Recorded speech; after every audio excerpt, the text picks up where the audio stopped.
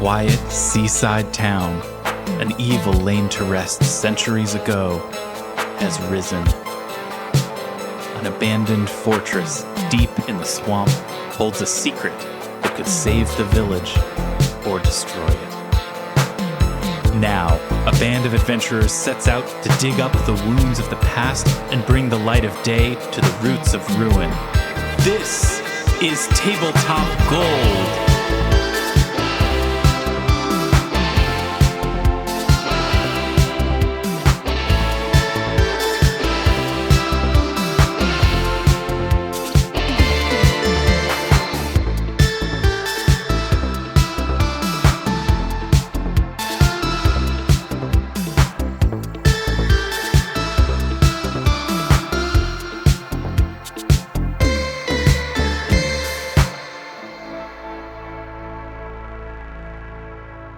Hi, everybody. Welcome to Tabletop Gold, episode 224. Hi, my name is Lars, Casteen. Welcome to the show. Glad to have you here. I am the host of the show and the game master of the game that we play, and I am joined by the four little rascals. Is this going to go over? Probably not. It's kind of late in the game to give the group a name, but we're okay, whatever. Hi, David the Tin Man Chernicoff is here. Good that time, Lars. Okay, Harmad Humphreys is here. Good alfalfa time. That was one of the little rascals, right? He was. Zoe Chernicoff is here. Good rascal time. Good rascal time. And Robin Lange is here. Good pickle time. Good pickle time. Was he one of the little rascals? There was I just remember from the movie that came out when we were kids. I got a pickle. I got a pickle. I got a pickle. Hey. Yeah, a classic Little Rascals bit. They really tried in the early 90s to get a bunch of oldie, moldy garbage over on children, didn't they? Didn't they try to really get us going on a bunch of old stuff that we never would have? I think that's just all the entertainment that they had back then. Oh, I see. Yeah. It was that or a hoop and stick. Yes. Did you ever watch the Hoop and Stick movie that came out in 1992? Did you ever watch that one? Who plays the hoop? The hoop was actually played by Daniel Day-Lewis. Weird trick. So is the stick. So he lay inert for 6 months before they started shooting. Yeah. Wow. He would not talk to anybody. He would only be picked up by production assistants in a very specific way, depending on whether he was the hoop or the stick at the time. There's no need to get into it. But what we should get into is, before we start playing our game, I would like to tell you something. We talk a lot about teeth up on this show, correct? Well, moderate amount, yeah. Sure. Moderate amount. I recently went to the dentist for my dental appointment, and he took your teeth. And they took my teeth. And they told me something, and this I just want to share something with you, just because it was an interesting experience.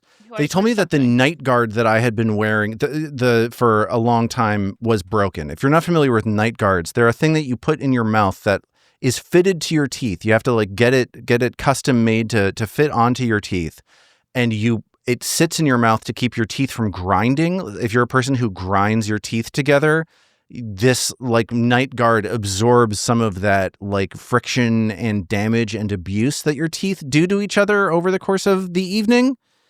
And they looked at this night guard, which I had gotten at a previous dentist. I'm going to try to hold it up to the camera right now. I don't know if you can really see. It's gross. It's got cracks in it. The back side of it is all split apart. It's chewed all to hell. I've had it for 6 years in my mouth every night. And they said, it's time for you to get a new one of these. And so I made an appointment for a night guard fitting. Does anybody here use a night guard? Am I alone in having been convinced by my dentist to get one of these things? I am supposed to use one. Oh. I had Invisalign, and so basically my retainer is a night guard, and I am supposed to wear it every night, and I don't. And then when I put it back in, everything hurts because it's trying to put my teeth back in the position they're supposed to be in. But at least it keeps me from grinding them. So how are your teeth doing now? Do you feel like you're grinding them? Have you ground your teeth down because of that? Are they feeling smooth? Give them a feel. Tell me what you think. It's more of an issue with my jaw. That's one of the things that's all related to my migraines, my bruxism, and my TMJ. When I got this old night guard, the way that I got fitted for it was they had me bite into a piece of clay or something like that. Tastes weird. It tasted weird. It was really crazy. It took like 20 minutes. It was pretty unpleasant. It was one of those things where it's like, what do I do with my tongue? Your tongue starts cramping up, like saliva starts pooling up in your mouth. It's a humiliating and debasing experience, and it's not fun. When I got fitted for my new night guard, however, the lady who did it, the hygienist, the dental assistant or whatever, she had a wand with a digital camera attached to it. And this is why I'm telling this story, because I just thought this was cool. I like observing new like medical procedures that I haven't seen before. So I just wanted to share this with you in case you hadn't heard of this before. She had a wand with a digital camera and then a computer screen that live took the pictures that she was taking from my tooth and made a 3D map, like it was building a model in a video game development software. Yeah. And that 3D map had like color on it. So I saw like my gums, I saw my teeth in color, and she swept it around the inside of my mouth, and she had a fully like reticulated 3D model. It would do things where it would like get lost. Like it would scan something and it would be like, I don't know where this should fit into the context of all the stuff that I've scanned already. So it would open up a separate sort of like 3D object that it was creating by scanning the topography of my teeth.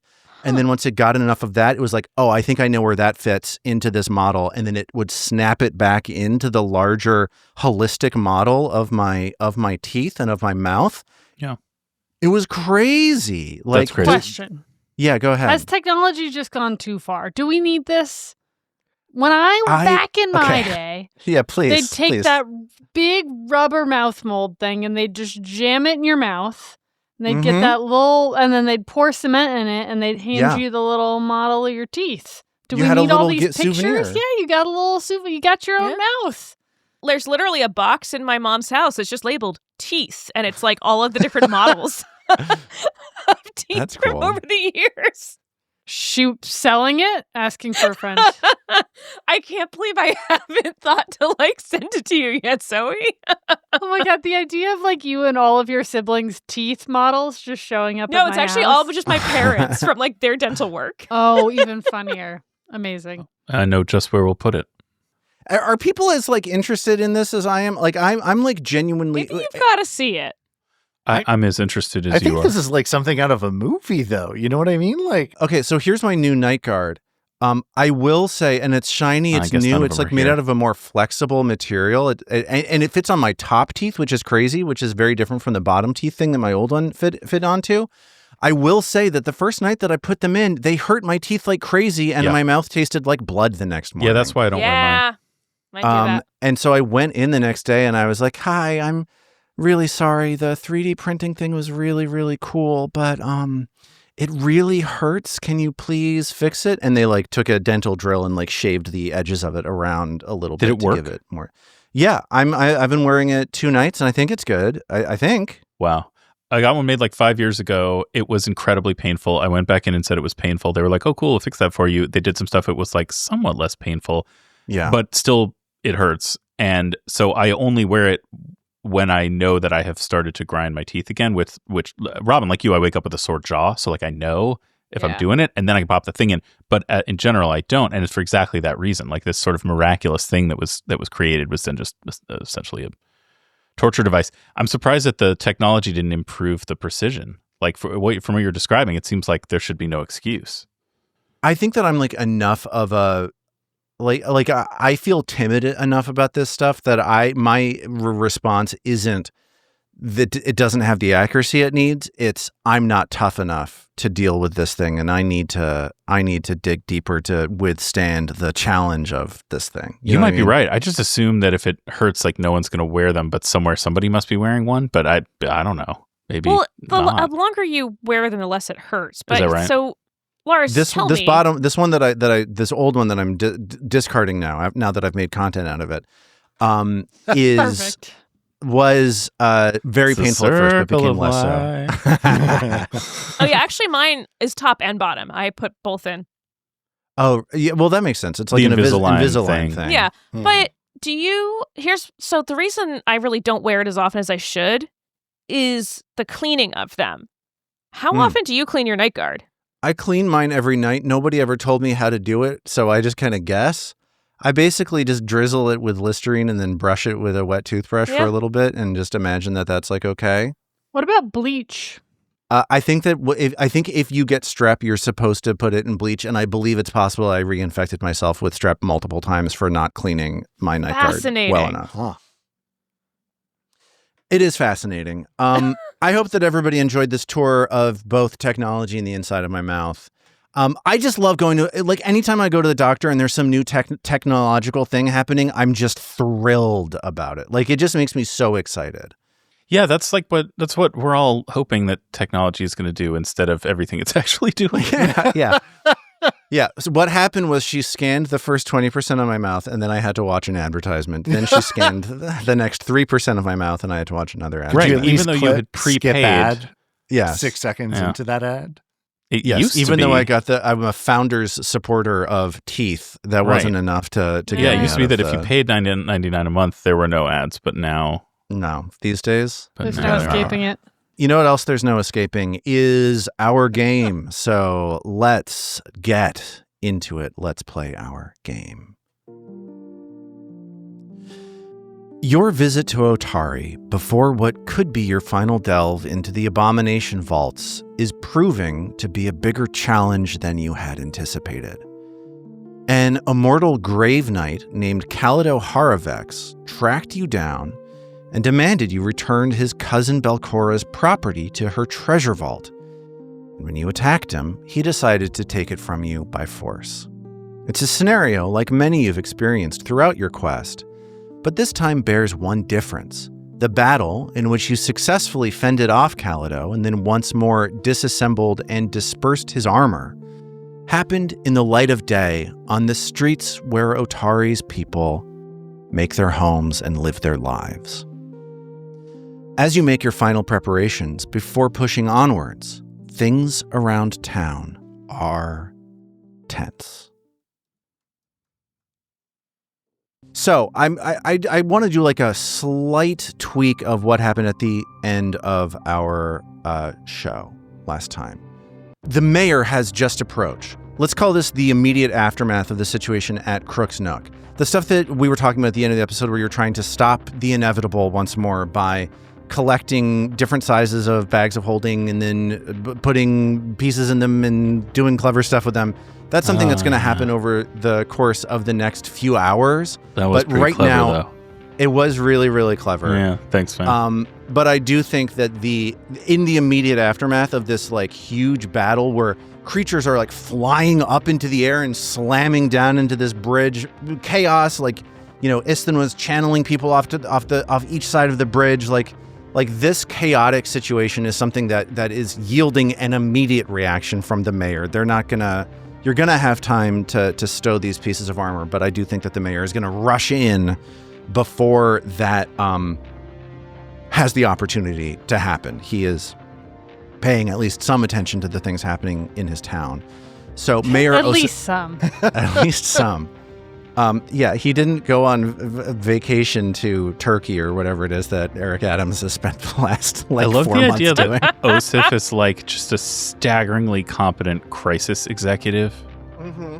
Like most of the time he sort of bungles around and self-promotes but just like he's just absolutely so on point, deploying emergency resources, giving, daily briefings to the press. And I think that might be the impression that you get of him as he rushes in. He says, "I would like to have a word with you." But he immediately turns around to tend to the people surrounding you. He's like, "Everybody, please stand back." At this point, Lardis Longsaddle is running in with some members of the town guard, and he motions to Lieutenant Longsaddle. He says, "Check to make sure the bridge is in good shape. Find someone who knows something about this sort of thing." And Lardis is like looking overwhelmed, wide-eyed, delegating people to take care of the smaller issues as these people of the town, the support network of people that keep this town running, leap into action. Like Longsaddle points Mark and Jennifer and some of the other guards to look at the cracks of the bridge, and he's like, y'all better take a look at that. Make sure there's no structural damage happening there. Yasmura, the proprietor of Crook's Nook, creeps the door open, looks around, And she ushers customers back in to get them at least under like a roof, finding people who need shelter. The mayor eventually says, "People, if you need help, find Lieutenant Longsaddle or any of the guard, talk to them." And at this point, you see Vandy Banderdash and some of the soup maidens from the Dawnflower Library running on up. "Thanks, Sarah and Ray, that we have support from the Dawnflower to tend to the wounded." And a number of the staff at the Temple of Sarenrae at the Dawnflower Library find those who need immediate medical care and start tending to them. There are a few of those. Most of the people around here are in shock rather than injured, given how effectively you all managed to get people to safety and take care of this incursion. You're also maybe lucky that Calido, as a representative of the dangers living in Gauntlight, or I guess not living in Gauntlight, was singularly focused on retrieving these artifacts. You're maybe in a way you consider that you're lucky because it wasn't a more chaotic entity coming here to find you. Do you get what I mean? Yeah. He was just doing a job, basically. So Mayor Menhemez turns back to you after getting the situation more or less under control and says, "Now, I would like to have a word with you." And he sort of ushers you to a quiet spot, in the shade next to Crook's Nook as the morning continues on. And he says, "I'm concerned that the trouble from Gauntlight is continuing to spill over into our town. We've seen the dead rise from their graves, but since the light went on at Gauntlight, I assumed we were safer. What do you think? What's going on? Are we in danger right now?" No more than, and no less than we have been since we first saw signs of light coming from Gauntlight. He came for us, really. It's not for the town, but I think we're getting to the point where we're going to take care of this. Take care of. That thing that attacked you, I've never seen anything like that before. Well, I mean, yeah, it's, it's like a grave knight from deep underground. Of course you wouldn't have seen it before. You start laughing at him. He's like, "Oh, listen, I've seen lots of things. I just haven't seen that thing." I don't think I saw that before I saw that. I mean, it certainly was terrifying, overwhelming the first time we saw it, too. I mean, I was kind of scared the second time, too. Yeah. It killed me the first time. You think you're near the end of your mission. Do you think you'll be able to do it? Sure. Yeah. I mean, and if not, you're not going to see us again. That doesn't bring a lot of comfort to me. After the mess those folks from Absalom made, I'm starting to believe that you may be the only ones qualified to take care of the issue here. I feel like it's either you or it's nobody. David, like you were saying, he leaps into action and does a pretty good job. I think you probably all are able to read of managing the immediate crisis, but now the rest of his anxieties and all of his fears about his public perception are starting to creep in, and he's just like, "I just want to make sure this town can stay on the map." Here's a question for the team. Do you feel is there anything, I feel like if we made a request of him that he could fulfill? I'm sort of thinking would there be, and Mag might be, as a former guard, particularly well suited to this, but maybe giving a sort of threat assessment survey of being on the western flank, we could need to secure the lock that's used on that old gate because it's not good and could be easily broken, or stuff like that, security kind of a assessment. Security for the town. Yeah. Mag does that. And so the mayor starts attentively listening to Mag's description of, the soft points around the town. He 25 seconds into this, gets Lardis and Mark over, who are listening, and they're like, because the mayor's like, I'm sorry, I'm worried I'm going to forget part of what it is that you tell me. Right. I can imagine Mag's level of detail is perhaps a touch suffocating at times. But Lardis and, Jennifer and the rest of the town guard eventually gather around and are listening to this description of the tactical situation around Otari. And I think they get the sense that, from this description that what's happening in Gauntlet is nearly done, but tensions are high here at the end of the road. Yeah, I think, Lars, it may be that as Mag continues with these descriptions, it starts to verge away from like the bare essentials of securing the town and starts to edge into Mag is just telling people anything that she might ever want anyone else to know, that unconsciously she is preparing to never return to the place. So she's also she's passing on information to the town guard about suggestions for how training might be improved for new recruits to get them up to speed faster. And she's telling Vandy passes by between tending to civilians, and Mag catches her arm and tells her about a storeroom in the basement of Dawnflower Library with some relics that she thinks nobody else is aware of. She's just she's in a little bit of a frenzy, and without realizing it, she's kind of just telling people anything that she wouldn't want to be forgotten if she were unable to tell them again. Yeah. I think that the people around the town are extremely receptive to this kind of thing. Like, this is a sleepy town. This is a town that day in, day out, the same stuff kind of happens, right? It's a stable place that has benefited a lot from the protection of like the Absalomian military and being next to a place with so much history that constantly is befalling it, like Absalom.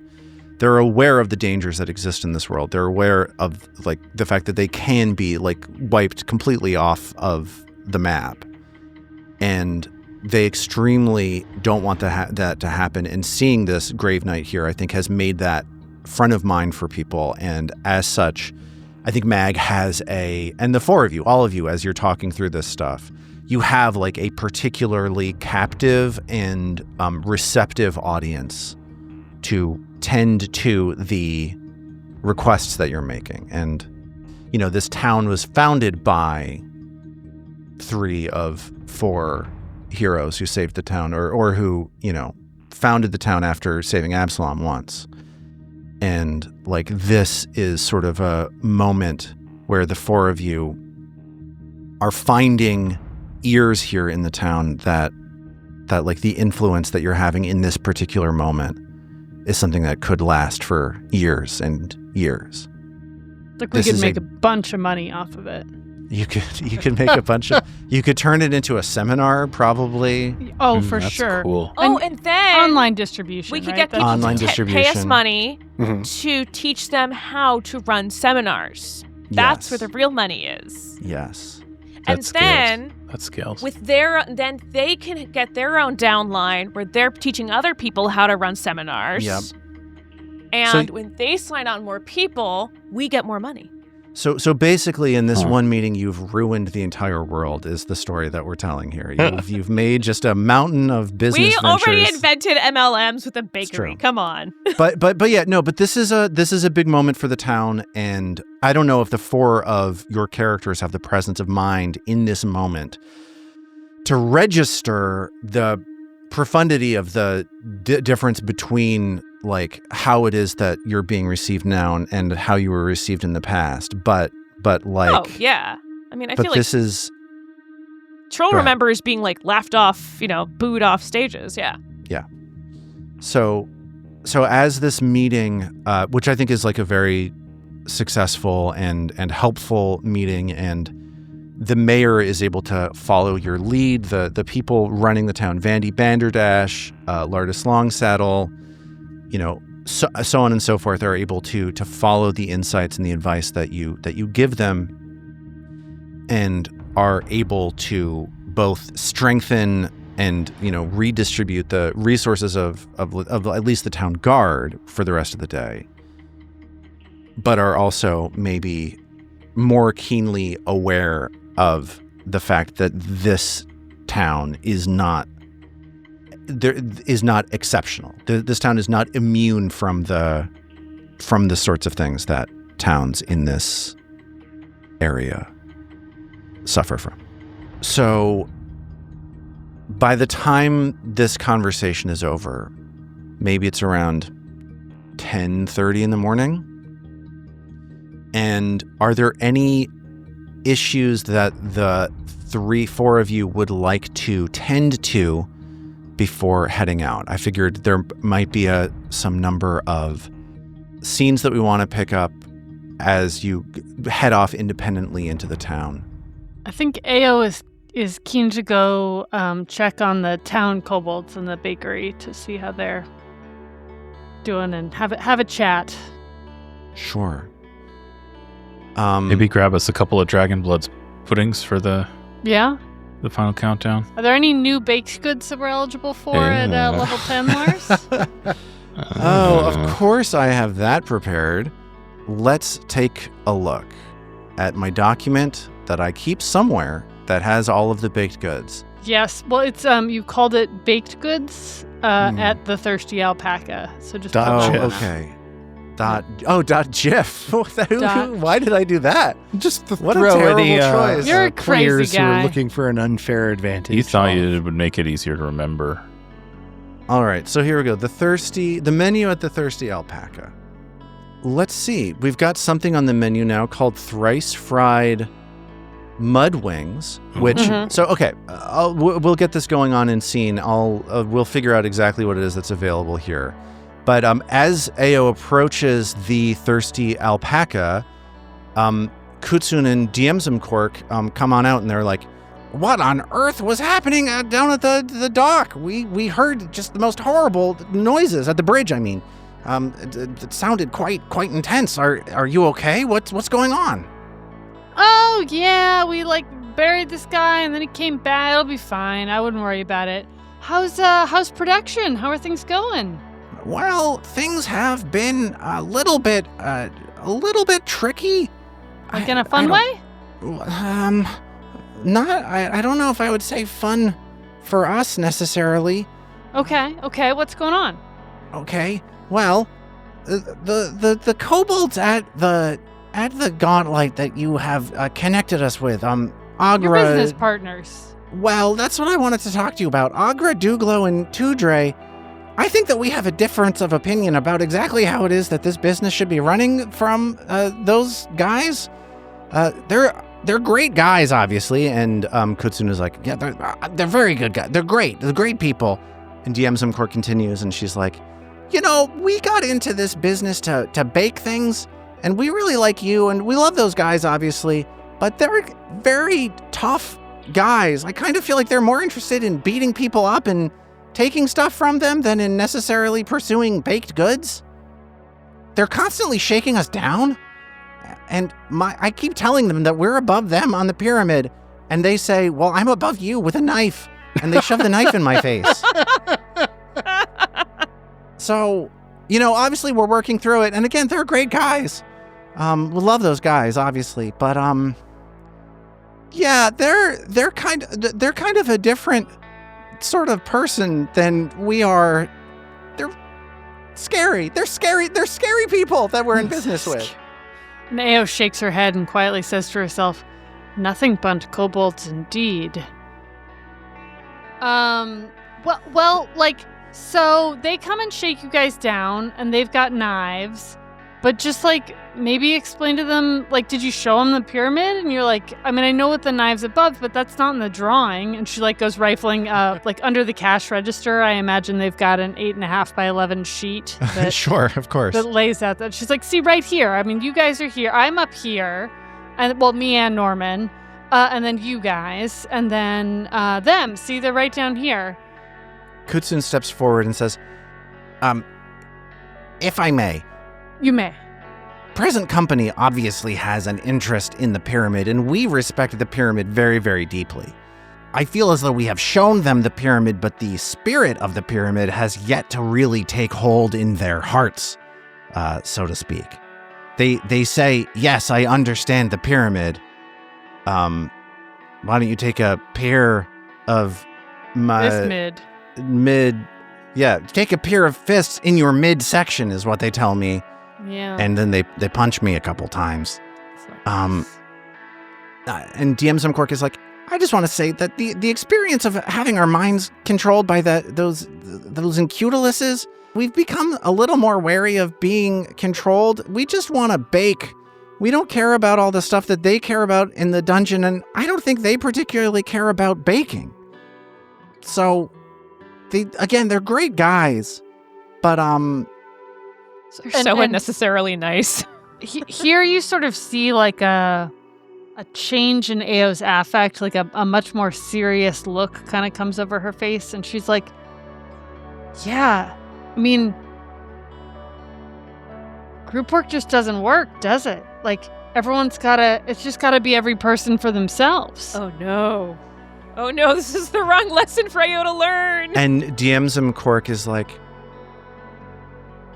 I will say that I obviously have a deep fondness for Kutsun and for you. You've always been very kind to us and very good to us from the moment that you saved us, and then you gave us this incredible, although burnt out, husk of a place to do our work from, and you've enabled us creatively so deeply. I do feel as though the group that we have is one of the great gifts that I've gotten in my life. Nice save, Lars. It's just those guys. So teams should never be bigger than 3. It's a 3-person team situation. No! Right.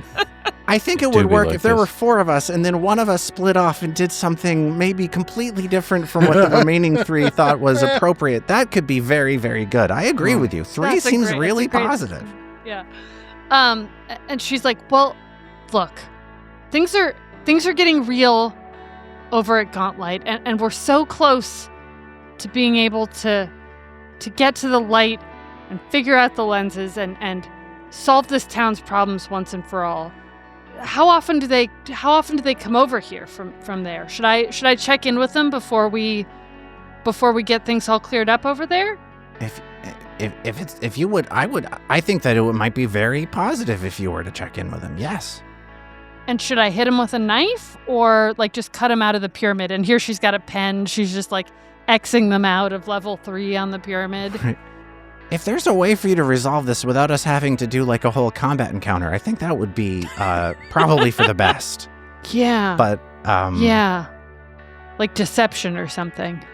Maybe a deception. Maybe you could hand wave a couple of things and we can just kind of figure out how this How thing's much gonna money resolve. did they take from you? Because thievery is feeling tempting too. Like, let's just get that money back. Oh, they've taken all of the money. The only thing we've got here is this oven and these ingredients and, of course, all the recipes. I mean, what have you guys earned? In my experience, when you do a day's work around here, you make like 2 copper. So what are we talking, like 20 copper that you've taken? We haven't done super well. We've made at most 4,000 platinum pieces over the last week. Okay. Those trill cakes are hot. Those trill cakes are hot. But again, the margins are really tight. Kutsun and I were arguing about it should be at least 5,000 platinums by now, given how many of them it is that we're selling. But he doesn't want to price people out. So I get that. I think it's a smart scheme in the long run. Sorry, business. I didn't mean scheme. Sure. All right. I'm going to talk to them. I don't need to fight them. I need to get 5,000 platinum. I need to convey to them that the pyramid is part of a 3-person club and they're more than 3 people and they're out. And when I'm back, we will have harnessed the power of the light, ended Otari's problems, and this business And she like grabs them both by the shoulders. This business is going to prosper. We can do this together. Okay. This meeting went significantly better than I was afraid that it would.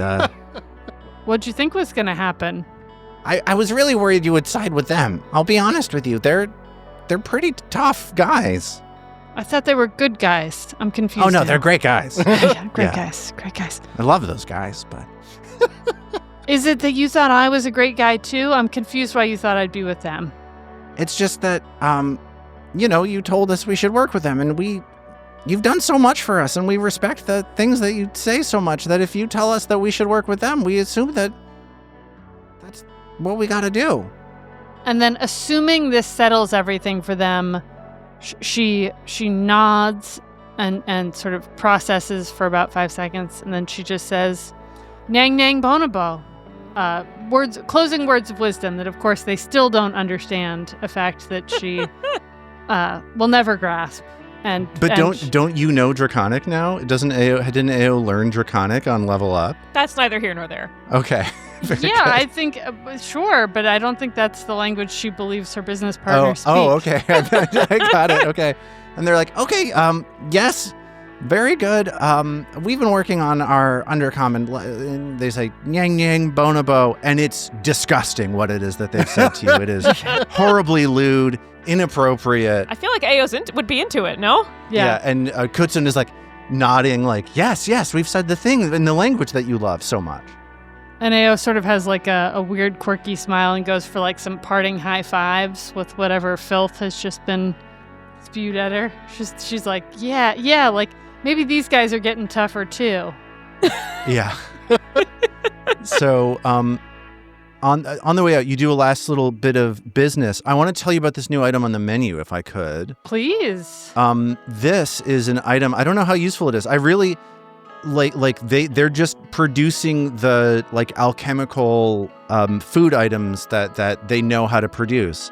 There's an item that you can buy from them now called thrice fried mud wings. Okay. These are mud wings. These are the remains of magical winged creatures found in blighted swamps.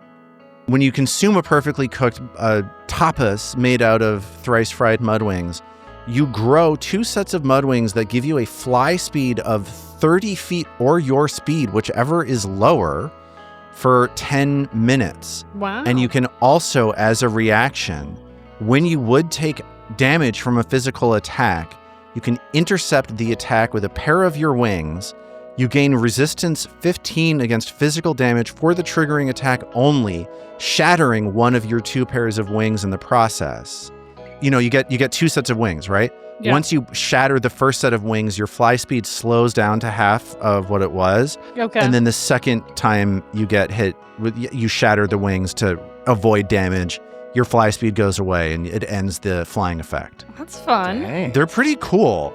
Yeah. They are, they're pretty neat. They're expensive, but you do have, let's call it a lot of money that you have yet to spend. Yeah. Plus, we're going to get all that platinum back from the failed business partners, so that'll help.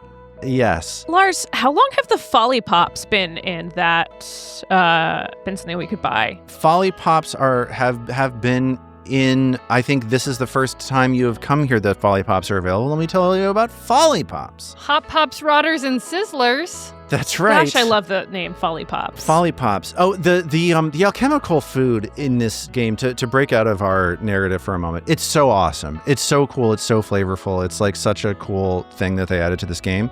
So these are savory, it's in the Grand Bazaar book, by the way, which is a great book.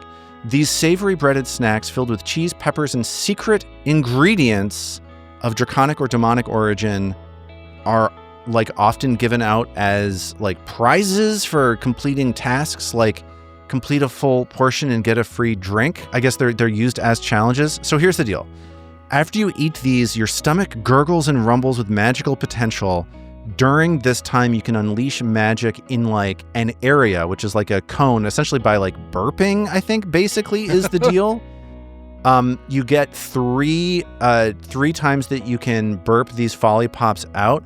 There are 3 varieties is what I'm trying to say. The Hot Pops do fire damage in a cone when you burp them out. The Folly Pops do poison damage in a cone when you burp them out. and then those are the rotters, and then the sizzlers, you do a 30-foot line of electricity damage. So it's kind of like a miniature dragon's breath that you get after you eat these folly pops. And it's just a single action too, right? It's a single action. That's cool. Much like dragon's good. breath. That's cool. That is cool. Yeah, the stuff that they are making here has become suddenly very, very good. If you want to call out stuff from this menu that you want to buy now, we can call it out. Otherwise, we can handle it offline. Is there anything, Zoe, that jumps out at you? She sort of hands them a bunch of cash and shoves some things in a bag, and we'll figure out after. Okay, I'm cool. also curious about the brewer's regret. But anyways, she's grabbing stuff out of the counter. She's like, "We'll get the platinum. It's gonna be great." And she's just throwing stuff in, and we'll sort out after what it was. I like that idea, Zoe. Cool. So like the party is going to be going back to Gauntlet, loaded for bear with the items that you have sort of like nurtured from these bakers here in this place. So they're going to be making a significant contribution to the final battles here, which is nothing but kobolds. Nothing but kobolds.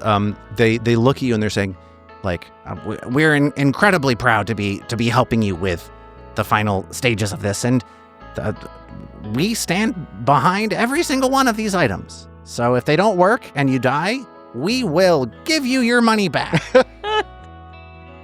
If you get sick from it, they have to give you a free one, right? That's right. If you get sick from it, we'll give you another one.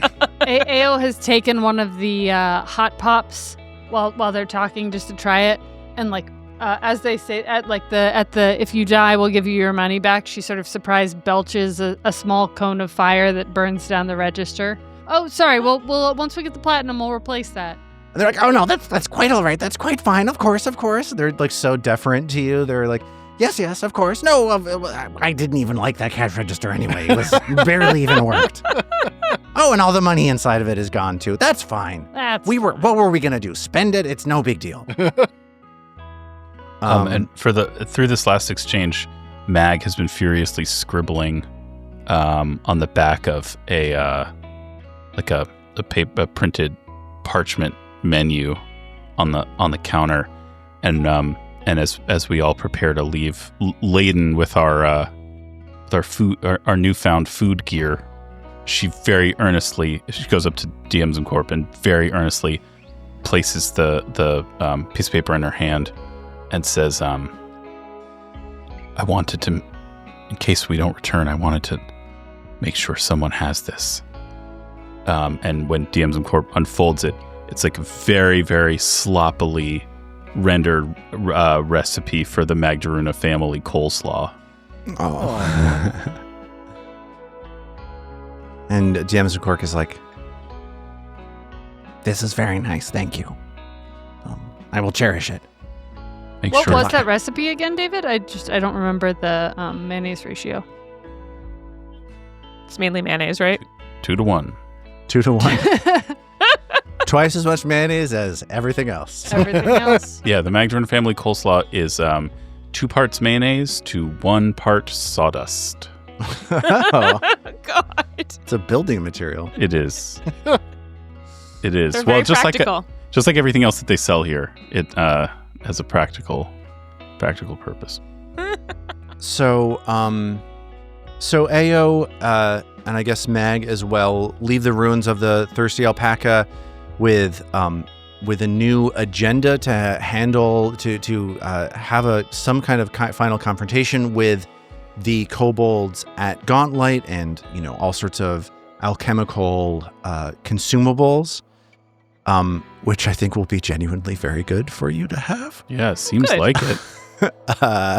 Thanks, GM Lars. Yeah, and who are we gonna throw to next, do you think? Is Trill up to anything? I feel like Trill would probably, as everyone's kind of going around and doing their final things, I think she might go back to, because she stays at Magaloy, so I think she would go back there. Sure. For kind of one final moment of thinking, I guess. Like, I'm trying to come up with a better way to put it, and it's not happening.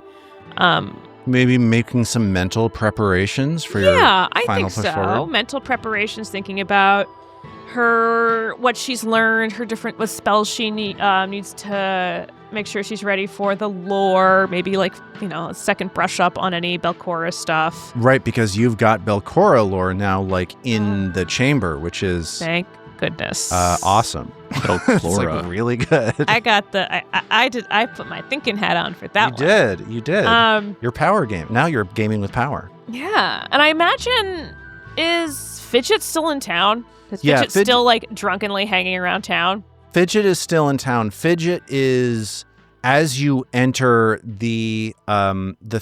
as you enter Crow's Casks, you see Fidget, and he's got a crowd of day drinkers gathered around him.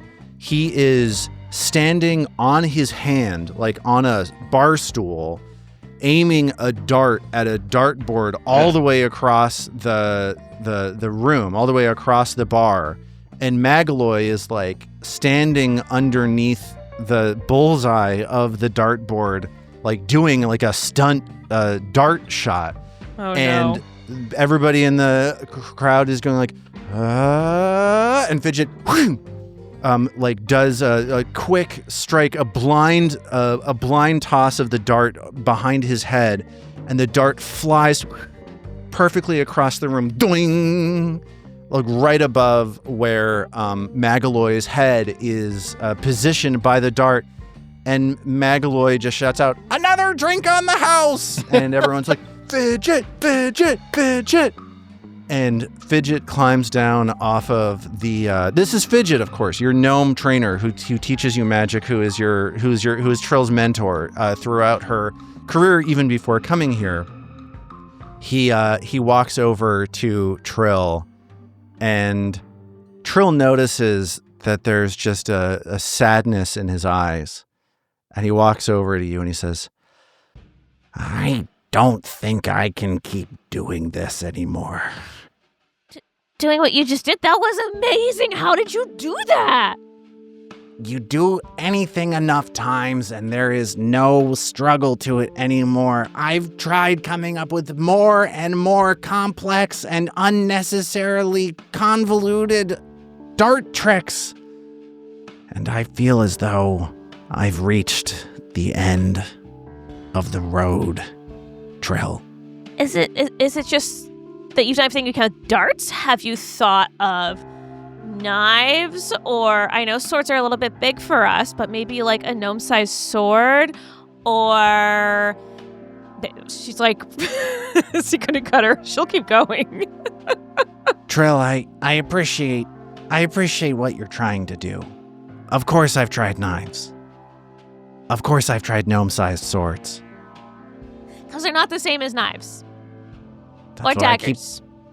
Sure it isn't, Trill. Sure. The handle's totally different. Unfortunately, the difference in the handle isn't enough to stave off the bleaching for me.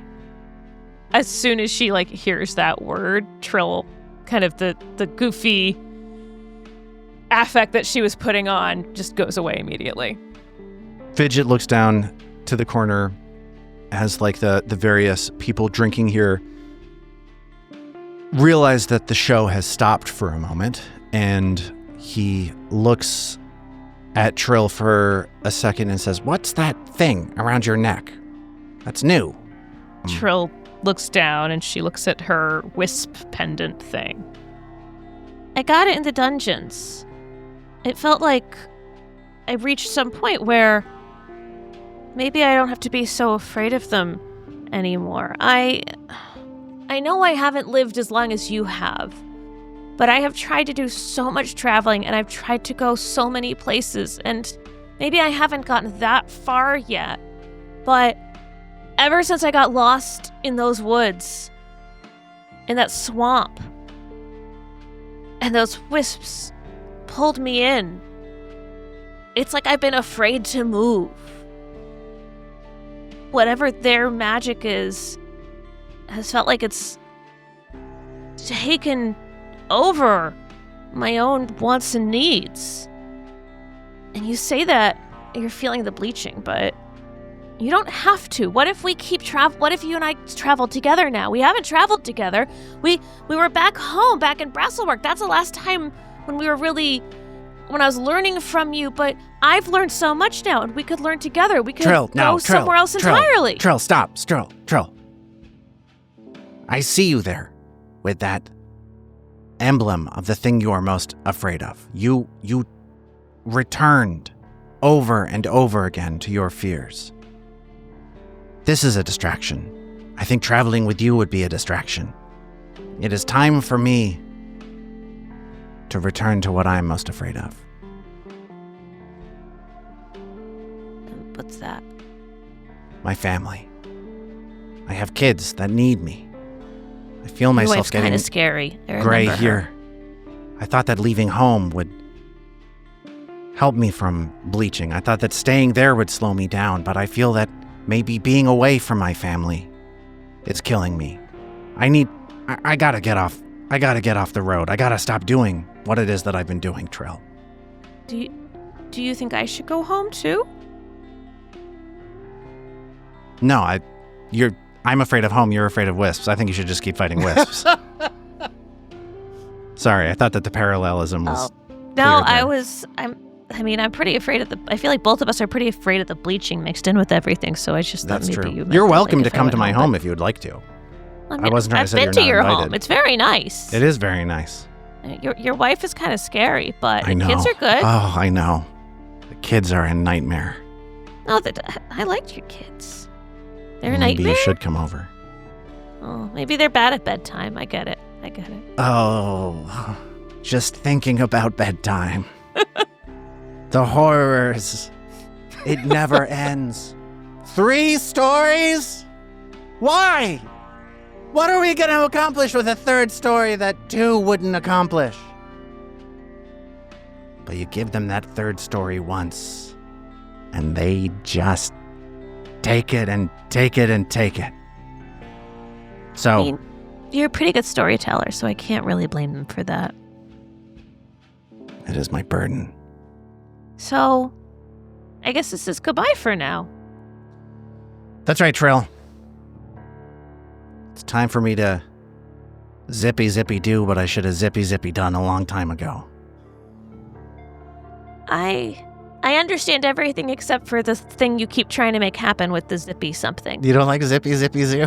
You don't think that's I never good? really have fidget. No, I've told you that many times. You Okay. You can't make zippy do happen.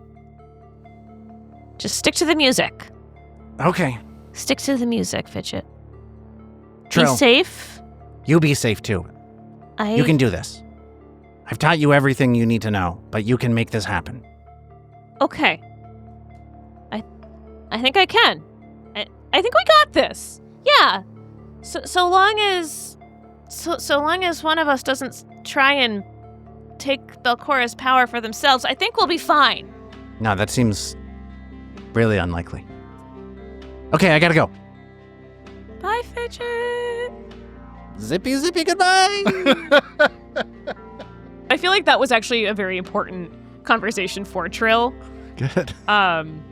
This moment of accepting that she's hopefully like overcoming things, but that there's still more to do in the future, and that different people have different paths. Yeah. Yeah.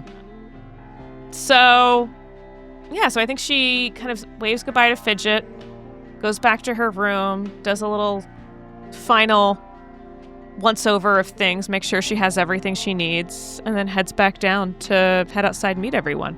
Okay. So, where are we going to next? Are there other scenes that we want to pick up in town, or are we moving on back to the dungeon? Can I do a real quick one? Please. We rejoin Isthin. Where? Where are we meeting Isthin here? Not long after Trill has gone into Magaloy's, Isthin goes in and picks up a coffee to go, and he walks up the hill to the cemetery, to his dad's grave. And next to it, he sits down by it, leans against it, and takes out his father's journal. And I think for however long we're spending in the morning, we can just track the sun moving across the sky till finally it's the time to meet up. Istin has come to the end of the journal. He closes it up, taps the grave on the top of it and says, "Wish me luck, Dad," and then goes to meet the others. Oh, Okay. I feel like we processed it, Yeah. Yeah, maybe we did process it. Well, Istin did. He wasn't here well, for it, though, so it was easy for him. Nothing easier than processing the death of an estranged loved one is what I'll tell you. Hoo boy. It's a cakewalk. Cakewalk. And Oh, we'll pick it up boy. from there. Yeah. Okay, so as Istin, heads off towards where the group is meeting up, it seems like it is perhaps time for us to head back to Gauntlet. Does that sound right to everybody? I think I so. think so. I think the time has come. The time has come. So the four of you meet up, let's call it around 11:30 in the morning. And as you work your way out of town, you see the, members of the town guard set up in the spots that you were looking for. You see like members of the Dawnflower Library moving through the town, tending to people to make sure that they're recovering from the psychological impact of what it is that they saw here in town this morning. And you see like the town itself as you get up towards the cliff overlooking the town and look down over the landscape as the town recedes down into the sea. You do get the sense that the town is like almost like bracing for impact. Like people are nervous. People know that these are the final stages, and if you're able to make good on what it is that you have told everybody you're able to make good on, then this moment will pass. But this is a scary moment for people, and you see, like as you're looking down over the town, almost like, ants in an ant colony, and you start heading on back to Gauntlet. You work your way up the hill, through the forest, into the swamp, and then the long and arduous process of heading down floor after floor after floor of Gauntlet. Actually, no, you don't have to do that. I think that the teleporter in the at the bar on the 6th floor is functional. So you are able to teleport straight into that bar where the kobolds have made the Gauntlet outpost of nothing but kobolds. Is that something that you would like to do? Makes Yeah. sense. To go there? Yeah. Into the incinerator. What are you doing? I thought it would burn you all up. It's not an incinerator. It's a crab maker. With a jolt, the silvered runes around the teleporter zoom, activate, and whoosh, you appear here in the back rooms of the bar at the 6th floor of Gauntlet. You pass through some people working in the kitchen. You don't see a lot of baking going on, I'll tell you that much. But eventually you pass through the area where you first rescued the gnome and the drow and all that stuff, right? When you saved them from the kitchen back behind the bar. And you enter the Warped Brew Tavern, which is now the Gauntlet outpost of nothing but kobolds. And Agra, Duglo, and Tudre, a trio of particularly tough-looking kobolds who found their way to Otari, if you recall, by following Istin trying to mug him. I don't know if you remember that portion of the story. Oh, I totally forgot about that. Istin went to Absalom to buy some stuff, and these kobolds tracked him down, trying to stab him to death and take all of his gear. Right. And that didn't wind up happening for them, but they did get a job, so that's cool. So Agra, Duglo, and Tudre are tending to like a pretty low-key situation here at the Warped Brew Tavern. They are just sort of sitting around, joking about the various, like they shout out like, did you see how frightened that guy was? I thought he was going to die, and then I killed him. Like that, and they're like, ah, ha, ha, ha, ha, ha, that kind of stuff. Like they're clearly just like not doing what it is that AO wants from them, and they're just running like a hit squad out of this bar. So Dang. What are we going to do? AO walks up holding the crossed out pyramid chart where, she's just used a pencil or a pen or whatever to cross their names out. Yeah. They say, hey, Tuck, take a look. The Kitsune's got that pyramid again. They keep showing us the pyramid. Don't forget about the pyramid. What are you going to do about it? Why do you think I care about this pyramid?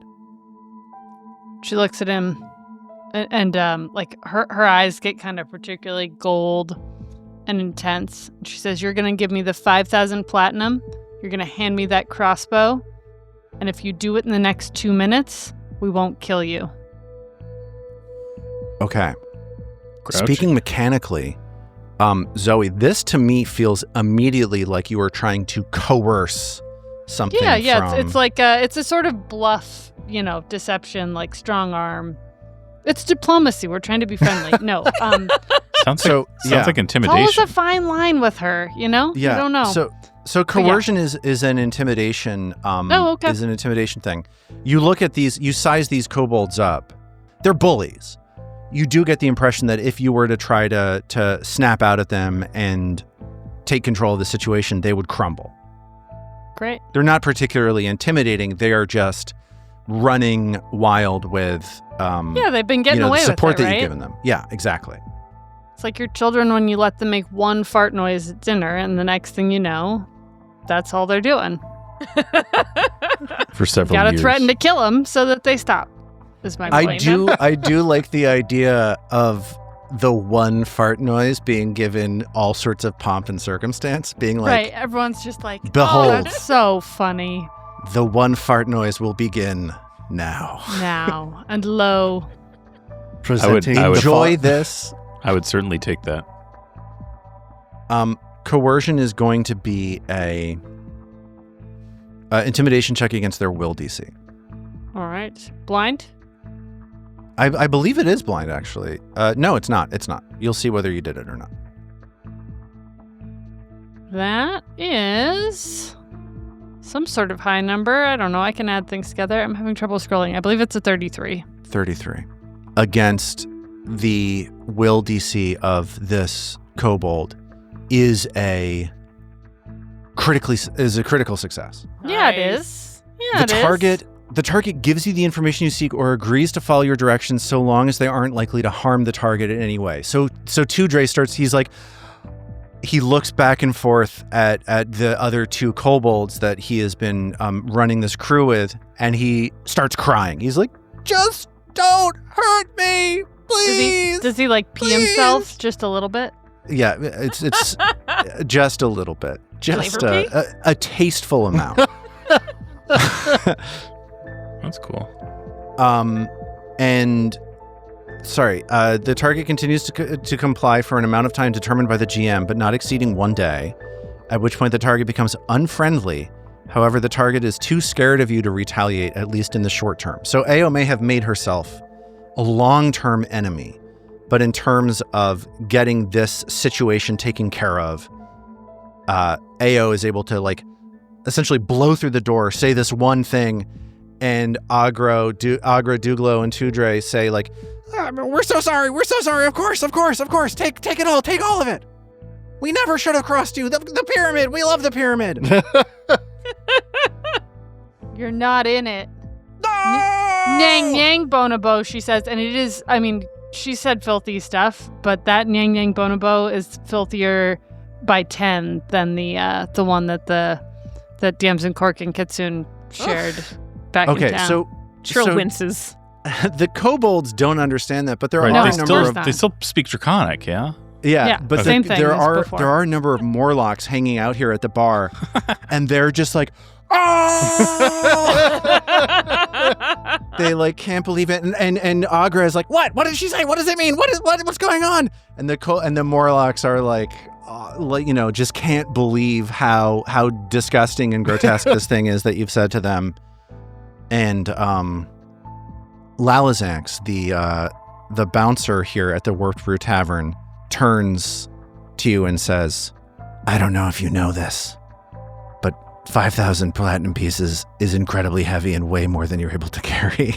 So why don't you come on back here when you've got some time and I'll keep it safe for you.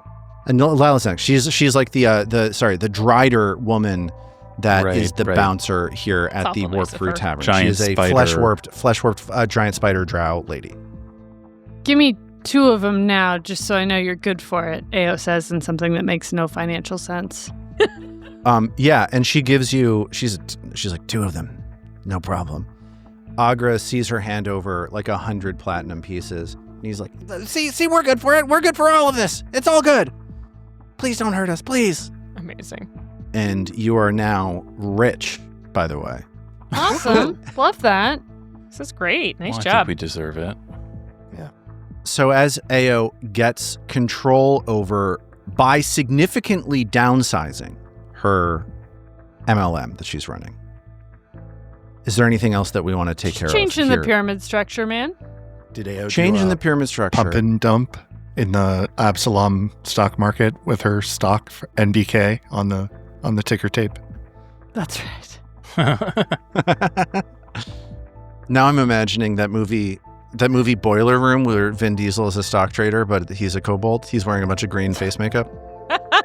I would watch the hell you. out of that. Thank you for that. I think everyone here would. Vin Diesel, get on it! It's a market he didn't even know he needed to tap. With kobolds, it's all about family.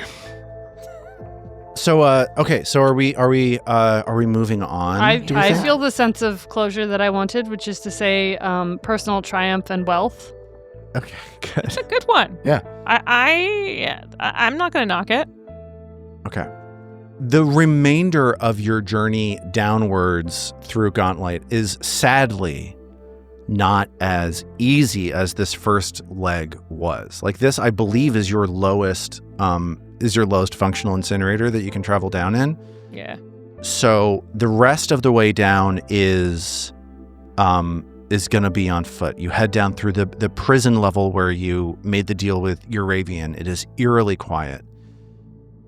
You head down through the swampy farm level where you first met the drow, and where you faced the children of Belcora, these small mummified gnomes who just like love her. This is the floor where you their mommy.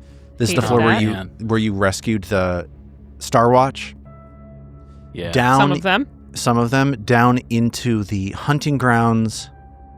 A long journey up to the northern parts of the hunting grounds to where you can get to the temple to Nimbleoth on the 10th floor. You luckily still have the skull-shaped key that Calido was attempting to reclaim from you, and you're able to enter this now eerily quiet temple, following the way that you went through before as to avoid any traps.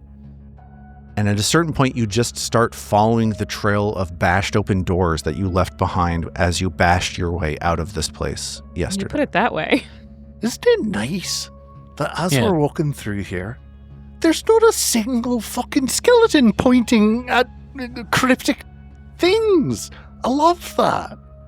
It's very satisfying to me. I'm okay. Yeah, I was over that skeleton. This is great. I love this. As this then finishes saying this, you're down in this portion of the testing chamber where you fought that skeleton, and you see the perfectly intact skull of the skeleton just lying on the floor, all of its teeth handily removed from its mouth. Good memories. Who did that? I think we did. I just want to let you know what it is that you see in this room. You see these tubes to the east that you went down. To the south, however, you see a huge, like an enormous slab of like rough-hewn rock blocking your passage to the south. What are your exploration activities, please? I mean, Trill's doing her usual. Searching and looking for traps. What about Istin and Mag here? Istin will be investigating, trying to use Arcana to see if he can get a sense of how the Arcana energies work in this place and maybe give him an insight as to how the cult used the space, I guess. Mag is scouting for enemies, Lars. Okay, sure. So as Mag keeps an eye out for anybody sneaking up on them, Ao and Trill do a round of searching around the room. They don't find anything of new interest here. They do still see these pipes leading down into the swamp to the east. And Istin, searching around, investigating, does sort of get the sense from the fact that there are no more doors leading south of here that this is the final test. That the swamp that you saw down through those pipes is the final challenge that people would have had to face to join the cult. You don't get the sense that there's anything test-wise beyond this room. But you also don't see a way forward that doesn't involve going through that test. I suppose we ought to go back down. Trill, grabs, Istin and Mag's hands, we got this. So the four of you once more slide through these pipes down into this swampy area. This is the area where you fought these void bracken chewels. This is an area that is like a foot or 2 foot deep swamp. It's a massive cavern. You see a number of small metal rusted boxes that are just visible within the dense reeds of the swamp. To the south, you see this dam, right? This dam has been raised. There's water trickling over the top of the dam. You do feel yourself starting to get queasy. This swamp is poisonous. It is toxic. It is making you sick to be in this place. I think Istin would look from the boxes to the dam and think, okay, well, clearly this is the only mechanical item in reach. Perhaps they control the dam, and in some ways we have to lower it and move forward. So I think he'll try and investigate the box to see if he can get it. I think he'll probably actually just full on go Istin and just start trying to make it work and twist it or whatever. Sure. This sounds like investigating with crafting to me. If you want to make a crafting check to figure out what Istin knows about moving this thing. What other activities are people doing? We'll get to Istin's crafting investigation in just a moment. Mag would do the same as Istin, so I'm going to give you crafting as well. Great. Nice. Trill would be looking around, trying to find anything hidden that might help us. Okay. Trill continues to search the area. What about Ao here? I think looking for traps, searching. Okay, searching and Ao can hide at the same time if she wants to do that. Yeah, she does. She can avoid notice at the same time. Sneaky AF. Okay, so Istin, taking a look as he reaches out to start cranking the handles on this box, notices that each of these rusty metal boxes, which you can see on the map, by the way, there's one right in front of you here. There's another one right next to Istin here. As you, there are maybe more of them throughout the room. Istin sees rusted metal pipes running beneath the swamp water and the reeds connected to these metal boxes. It seems like these boxes and these pipes are important to controlling the dam. The boxes all have a single valve that's turned east to west.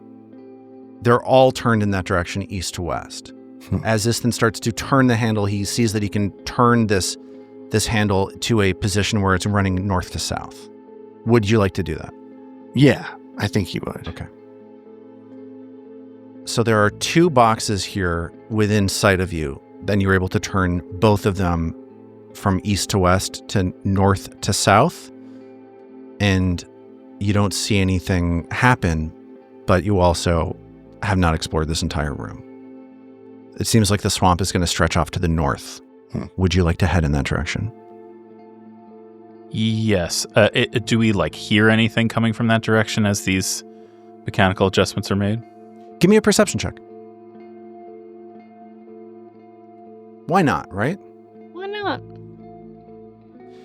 Yes, Mag definitely hears and feels as this dial gets turned from east-west to north-south, feels like something is opening, something is turning on, but it requires very precise sense with her hands to get a feeling for what it is that's going on. But you do feel like you have just turned 2 of these boxes from an off position to an on position.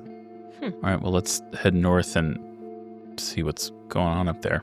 Okay. Right, maybe the boxes are turned or switched off upstream, and we need to open those so it flows down. Each component that we think to engage, we should move cautiously. I have the feeling this place could be flooded back. You move forward a short distance and find another of these boxes. You turn that to the on position as well, continuing to trace the pipes to the north. You get to a northern portion of this swamp and you see 3 more of these boxes. You turn all 3 of those on. And that's the terminus of these pipes that you've been tracking underground. All of these boxes have now been turned on, and there is a small passageway leading off to the north. What would you like to do? Yeah, I think we press on. We're not going back to town. Yeah, this dam has not opened yet. You don't sense that Mag looking out for this dam opening has not seen something. Yeah. Okay. That's unusual. So you... Damn.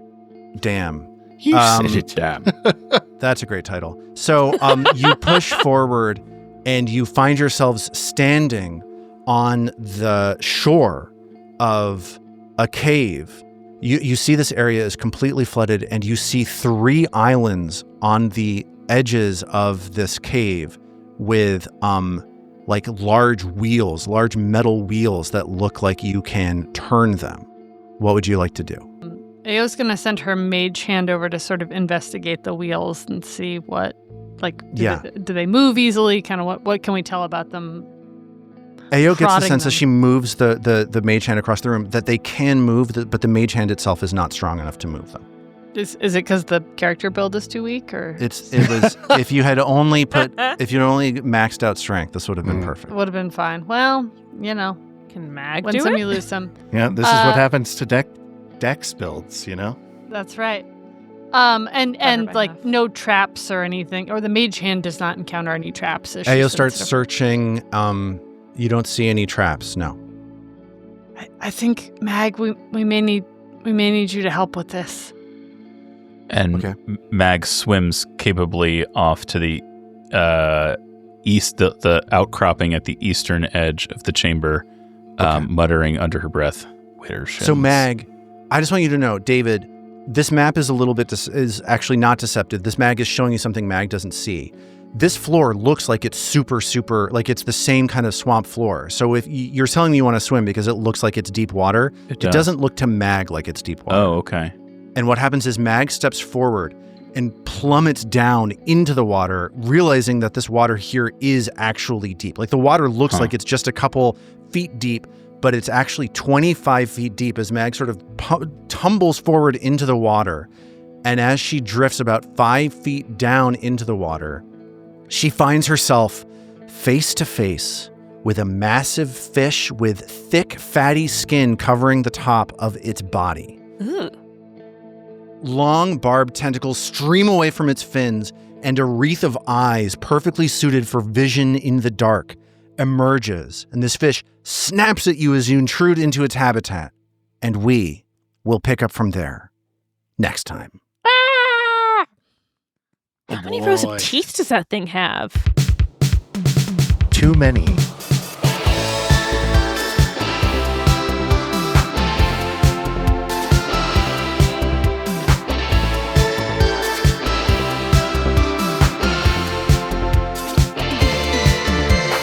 The Roots of Ruin is a Tabletop Gold production produced under the Paizo Incorporated fan content policy, using trademarks and copyrights owned by Paizo that are covered under that policy. The Roots of Ruin is not published, endorsed, or specifically approved by Paizo. For more information about Paizo Inc. and Paizo products, visit paizo.com.